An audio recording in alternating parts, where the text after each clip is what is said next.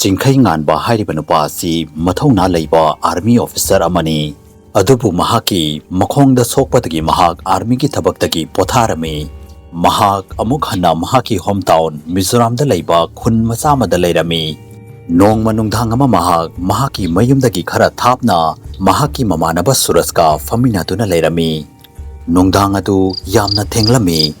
Maduna maram oibana lambi aduda mi amata chatlamde amadi pungchik chiklami. Matang aduda Chingkheinganba amadi mahaki mamanaba surasna lambi aduda gari ama lakpagi makhol ama tarami.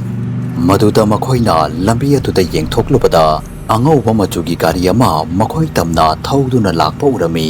Gari adu laktuna makhoi anigi manakta khamlami. Amadi gari adu thauduna lakliba nupa aduna gari adugi thongnaugi mingsel adu chingtharaklami. Nupa adu chahi mayai oirap tauba nupa ama oirami. Nupa adu ubada paisa paiba nupa ama sumalami. Adubu nupa adugi maithong adu ubada mahak khara kiba sumalami. Mahakna Chingkheinganba amadi suraspu yenglaklami amadi makhoi anida ai noi anidagi mateng ama pami haiduna hairaklami. Karigumba makhoi anina mahaki mateng panglabadi makhoi anina ahaiba paisa adu pigani haiduna so hairaklami. Mado haibada natana nupa aduna makhoi anigi mamangda paisa na pik thalaba briefcase ama hangtoktuna thamlami. Mado ubada Chingkheinganbagi mamanaba suraj yamna haraurami amadi karimata khanthaba tawtana nupa aduna mahaki mateng pangbiu haibagi wafam adu yarami. Chingkheinganbana nupa adugi mataw adu mong amabudi malami amadi ihei heinaramde. Mado oirabasu mahak surasna haiba wa adu yarami amadi nupa adugi gari aduda famduna makhoi ahum mafam adudagi chatlami.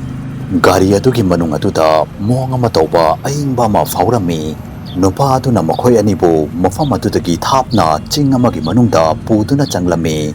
Nupa aduna gari adu khamlami amadi gari adugi maningdagi yotpak anikak puthoraklami. Nupa aduna yotpak ani adu Chingkheinganba amadi surasta pirami amadi gari adugi maningdagi yamna mallaba mong matawba upu macha ama suputhoraklami. Nupa aduna makhoi anida upu adubu phumjinnanaba haiduna hairami.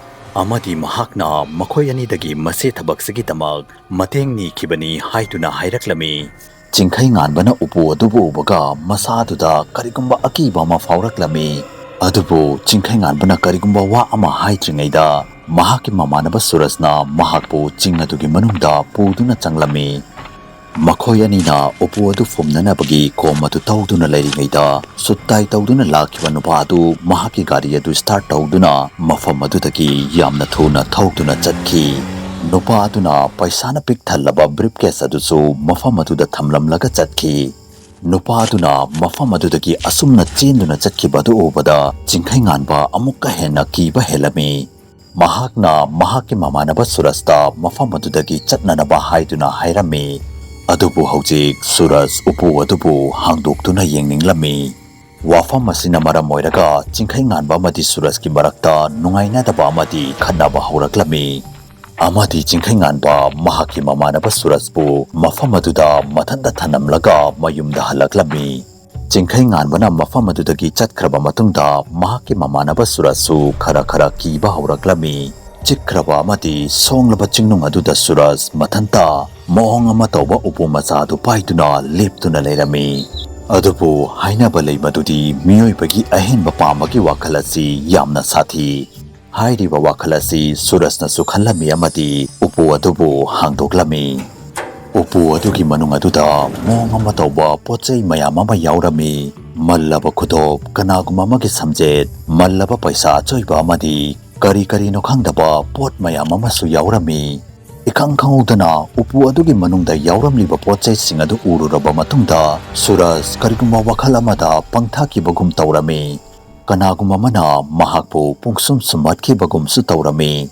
Matang aduda surajpu kanaguma mana yamna kanna ilaklami amadi mahak upu adudagi thapna paiduna chatkiduna leimaida tarami.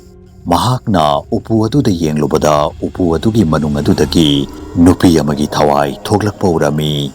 Thawai adu ubada yamna akibagi saktam oiraba angauba machugi mami ama oirami. Thawai aduna khudakta surajki haksang manungda paisinduna changki. ꯑꯃꯔꯣꯝꯗꯅ Chingkheinganba ꯋꯥꯈꯜ ꯑꯗꯨ ꯏꯄꯥ ꯄꯥꯈꯠꯇꯨꯅ ꯌꯥꯝꯅ ꯀꯤꯅ ꯃꯌꯨꯝꯗ ꯌꯧꯔꯛꯂꯝꯃꯤ ꯃꯌꯨꯝ ꯌꯧꯔꯛꯄꯒ ꯃꯍꯥꯛꯅ internet ꯍꯥꯡꯗꯨꯅ ꯎꯄꯨ ꯑꯗꯨꯒꯤ ꯃꯔꯝꯗ ꯊꯤꯒꯠꯄ ꯍꯧꯔꯝꯃꯤ ꯑꯗꯨꯕꯨ ꯃꯍꯥꯛꯅ ꯎꯄꯨ ꯑꯗꯨꯒꯤ ꯃꯔꯝꯗ ꯀꯔꯤꯒꯨꯝꯕ ꯋꯥ ꯑꯃ ꯈꯪꯕ ꯉꯝꯂꯝꯃꯤ ꯋꯥ ꯑꯗꯨ ꯈꯪꯂꯕ ꯃꯇꯨꯡꯗ ꯃꯍꯥꯛ ꯄꯨꯡꯉꯛꯉꯛꯂꯝꯃꯤ ꯑꯃꯗꯤ ꯊꯥꯖꯕ ꯉꯝꯂꯝꯗꯦ ꯅꯨꯄꯥ ꯑꯗꯨꯅ ꯃꯈꯣꯏꯗ ꯐꯨꯝꯅꯅꯕ ꯍꯥꯏꯗꯨꯅ ꯄꯤꯔꯛꯈꯤꯕ ꯎꯄꯨ ꯃꯆꯥ ꯑꯗꯨ ꯂꯥꯟꯕ ꯉꯝꯗꯕ ꯐꯠꯇꯕ ꯊꯋꯥꯏ ꯑꯃꯕꯨ ꯐꯥꯖꯤꯟꯗꯨꯅ ꯊꯝꯕ ꯍꯥꯏꯕꯗꯤ ꯗꯩꯕꯨꯛ ꯑꯃ ꯑꯣꯏꯔꯝꯃꯤ ꯎꯄꯨ ꯑꯁꯤꯒꯤ ꯃꯅꯨꯡꯗ ꯖꯨꯏꯁꯀꯤ ꯃꯤ ꯈꯔꯅ ꯐꯠꯇꯕ ꯊꯋꯥꯏꯕꯨ ꯃꯤꯆꯝꯗꯒꯤ ꯉꯥꯛꯊꯣꯛꯇꯨꯅ ꯊꯝꯅꯅꯕ ꯐꯥꯖꯤꯟꯗꯨꯅ ꯊꯝꯃꯤ ꯍꯥꯏꯗꯨꯅ ꯊꯥꯖꯅꯩ ꯎꯄꯨ ꯑꯁꯤꯒ ꯀꯔꯤꯒꯨꯝꯕ ꯃꯤ ꯑꯃꯒ ꯃꯔꯤ ꯂꯩꯅꯈ꯭ꯔꯕꯗꯤ ꯃꯤ ꯑꯗꯨꯒꯤ ꯊꯋꯥꯏ ꯑꯗꯨ ꯂꯧꯗ꯭ꯔꯤꯐꯥꯎ ꯍꯥꯏꯕꯗꯤ ꯃꯤ ꯑꯗꯨꯕꯨ ꯍꯥꯠꯇ꯭ꯔꯤꯐꯥꯎ ꯊꯥꯗꯣꯛꯇꯨꯅ ꯁꯨꯡꯆꯠ ꯆꯠꯇꯦ ꯍꯥꯏꯗꯨꯅꯁꯨ ꯊꯥꯖꯅꯩ ꯋꯥꯐꯝ ꯑꯁꯤ ꯈꯪꯕꯒ ꯆꯤꯡꯈꯩꯉꯥꯟꯕ ꯈꯨꯗꯛꯇ ꯃꯍꯥꯛꯀꯤ ꯃꯃꯥꯟꯅꯕ ꯁꯨꯔꯖꯕꯨ ꯈꯟꯕ ꯆꯤꯡꯅꯨꯡ ꯑꯗꯨꯒꯤ ꯃꯅꯨꯡꯗ ꯆꯦꯟꯗꯨꯅ ꯂꯥꯛꯂꯝꯃꯤ ꯑꯗꯨꯕꯨ ꯃꯍꯥꯛꯅ ꯃꯐꯝ ꯑꯗꯨ ꯌꯧꯔꯛꯄꯗ ꯃꯇꯝ ꯑꯗꯨ ꯌꯥꯝꯅ ꯊꯦꯡꯂꯝꯃꯤ ꯆꯤꯡꯈꯩꯉꯥꯟꯕꯒꯤ ꯃꯃꯥꯟꯅꯕ ꯁꯨꯔꯖ ꯎꯄꯨ ꯑꯗꯨꯗꯒꯤ ꯊꯣꯛꯂꯛꯄ ꯊꯋꯥꯏ ꯑꯗꯨꯅ ꯄꯨꯡꯁꯨꯝ ꯁꯨꯝꯍꯠꯈꯤꯗꯨꯅ ꯌꯥꯝꯅ ꯑꯀꯤꯕ ꯍꯤꯡꯆꯥꯕ ꯑꯃꯒꯨꯝ ꯂꯦꯞꯇꯨꯅ ꯂꯩꯔꯝꯃꯤ ꯁꯨꯔꯖꯀꯤ ꯃꯑꯣꯡ ꯑꯗꯨ ꯎꯕꯗ ꯌꯥꯝꯅ ꯀꯤꯔꯝꯃꯤ ꯃꯍꯥꯛꯀꯤ ꯃꯃꯤꯠ ꯑꯗꯨ ꯉꯣꯁꯣꯛ ꯉꯧꯔꯛꯂꯝꯃꯤ ꯑꯃꯗꯤ ꯃꯃꯥꯏ ꯑꯗꯨꯗ ꯍꯛꯆꯥꯡ ꯃꯅꯨꯡꯗ ꯆꯦꯜꯂꯤꯕ ꯁꯤꯡꯂꯤ ꯑꯗꯨ ꯃꯌꯦꯛ ꯁꯦꯡꯅ ꯎꯕ ꯐꯪꯂꯝꯃꯤ ꯃꯍꯥꯛ ꯆꯤꯡꯈꯩꯉꯥꯟꯕꯕꯨ ꯎꯕꯒ ꯌꯥꯝꯅ ꯀꯟꯅ ꯂꯥꯎꯔꯛꯂꯝꯃꯤ ꯑꯃꯗꯤ ꯃꯐꯝ ꯑꯗꯨꯗ ꯋꯥꯟꯊꯗꯨꯅ ꯂꯩꯃꯥꯏꯗ ꯇꯥꯔꯝꯃꯤ ꯁꯨꯔꯖꯅ ꯋꯥꯟꯊꯗꯨꯅ ꯇꯥꯗꯨꯅ ꯂꯩꯔꯤꯕ ꯃꯐꯝ ꯑꯗꯨꯗꯒꯤ ꯅꯥꯀꯟꯗ ꯇꯥꯗꯨꯅ ꯂꯩꯔꯤꯕ ꯗꯤꯕꯨꯛ ꯎꯄꯨ ꯑꯗꯨ ꯃꯁꯥ ꯃꯊꯟꯇ ꯊꯤꯡꯖꯤꯟꯈꯤ ꯆꯤꯡꯈꯩꯉꯥꯟꯕ ꯃꯗꯨ ꯎꯕꯗ ꯋꯥꯟꯊꯗꯨꯅ ꯂꯩꯃꯥꯏꯗ ꯇꯥꯗꯨꯅ ꯂꯩꯔꯤꯕ ꯃꯍꯥꯛꯀꯤ ꯃꯃꯥꯟꯅꯕ ꯁꯨꯔꯖꯀꯤ ꯃꯅꯥꯛꯇ ꯆꯦꯟꯗꯨꯅ ꯆꯪꯂꯝꯃꯤ ꯑꯗꯨꯕꯨ ꯁꯨꯔꯖꯀꯤ ꯃꯤꯍꯨꯟ ꯑꯗꯨ ꯆꯣꯡꯂꯝꯗꯦ ꯃꯍꯥꯛ ꯃꯐꯝ ꯑꯗꯨꯗ ꯈꯨꯗꯛꯇ ꯁꯤꯈꯤ ꯊꯧꯗꯣꯛ ꯑꯗꯨꯒꯤ ꯃꯇꯨꯡꯗ ꯆꯤꯡꯈꯩꯉꯥꯟꯕ ꯋꯥꯈꯜ ꯑꯗꯨ ꯑꯗꯨꯛꯀꯤ ꯃꯇꯤꯛꯇ ꯅꯨꯡꯉꯥꯏꯔꯝꯗꯦ ꯍꯥꯏꯕꯗ ꯃꯍꯥꯛ ꯊꯥ 3-4ꯃꯨꯛ ꯃꯁꯥ ꯑꯗꯨ ꯅꯨꯡꯉꯥꯏꯇꯅ ꯂꯩꯔꯝꯃꯤ ꯑꯃꯗꯤ ꯌꯥꯝꯅ ꯆꯣꯛꯊꯔꯝꯃꯤ ꯃꯁꯥ ꯑꯗꯨ ꯈꯔ ꯐꯔꯛꯂꯕ ꯃꯇꯨꯡꯗ ꯆꯤꯡꯈꯩꯉꯥꯟꯕ ꯃꯍꯥꯛꯀꯤ ꯍꯣꯝ ꯇꯥꯎꯟ ꯑꯗꯨꯕꯨ ꯊꯥꯗꯣꯛꯂꯝꯂꯒ ꯑꯇꯣꯞꯄ ꯃꯐꯝꯗ ꯌꯥꯝꯅ ꯊꯥꯞꯅ ꯂꯩꯕ ꯆꯠꯈꯤ ꯀꯅꯥꯅ ꯈꯪꯏ ꯑꯩꯈꯣꯏꯒꯤ ꯃꯅꯤꯄꯨꯔꯁꯤꯗ ꯂꯩꯔꯝꯕꯁꯨ ꯌꯥꯏ ꯑꯃꯕꯨ ꯑꯣꯏꯔꯕꯁꯨ ꯃꯍꯥꯛꯅ ꯐꯠꯇꯕ ꯀꯌꯥꯒꯤ ꯊꯋꯥꯏ ꯐꯥꯖꯤꯟꯗꯨꯅ ꯊꯝꯂꯤꯕ ꯑꯩꯈꯣꯏꯅ ꯈꯪꯕ ꯉꯝꯂꯔꯣꯏꯗ꯭ꯔꯕ ꯑꯔꯣꯟꯕ ꯋꯥ ꯀꯌꯥ ꯑꯃ ꯂꯣꯠꯇꯨꯅ ꯂꯩꯔꯤꯕ ꯗꯩꯕꯨꯛ ꯎꯄꯨ ꯑꯗꯨꯕꯨꯗꯤ ꯀꯥꯎꯕ ꯉꯝꯒꯅꯤ ꯍꯥꯏꯕ ꯊꯥꯖꯗꯦ ꯐꯦꯁꯕꯨꯛꯇ ꯃꯅꯤꯄꯨꯔꯤ ꯍꯣꯔꯔ ꯁ꯭ꯇꯣꯔꯤꯒꯤ ꯐꯦꯁꯕꯨꯛ ꯄꯦꯖꯕꯨ ꯐꯣꯂꯣ ꯇꯧꯕꯤꯔꯝꯃꯨ ꯂꯣꯏꯅꯅ ꯀꯔꯤꯒꯨꯝꯕ ꯋꯥꯔꯤ ꯑꯁꯤꯕꯨ ꯃꯌꯥꯝꯅ ꯄꯥꯝꯕꯤꯕ ꯇꯥꯔꯒꯗꯤ ꯆꯦꯅꯦꯜ ꯑꯁꯤꯕꯨ ꯁꯕꯁꯀ꯭ꯔꯥꯏꯕ ꯇꯧꯕꯤꯔꯝꯃꯨ ꯑꯃꯗꯤ ꯚꯤꯗꯤꯑꯣ ꯑꯁꯤꯕꯨ ꯂꯥꯏꯛ ꯑꯦꯟ ꯁꯦꯌꯔ ꯑꯃꯃꯝꯇ ꯇꯧꯕꯤꯔꯝꯃꯨ ꯃꯊꯪꯒꯤ ꯚꯤꯗꯤꯑꯣꯗ ꯑꯃꯨꯛ ꯎꯅꯔꯁꯤ ꯍꯥꯏꯕꯁꯤꯒ ꯂꯣꯏꯅꯅ ꯌꯦꯡꯊꯣꯛꯄꯝ ꯂꯣꯏꯉꯥꯟꯕꯅ ꯃꯌꯥꯝ ꯄꯨꯝꯅꯃꯛꯀꯤ ꯀꯥꯏꯅꯕꯒꯤ ꯌꯥꯊꯪ ꯅꯤꯖꯔꯤ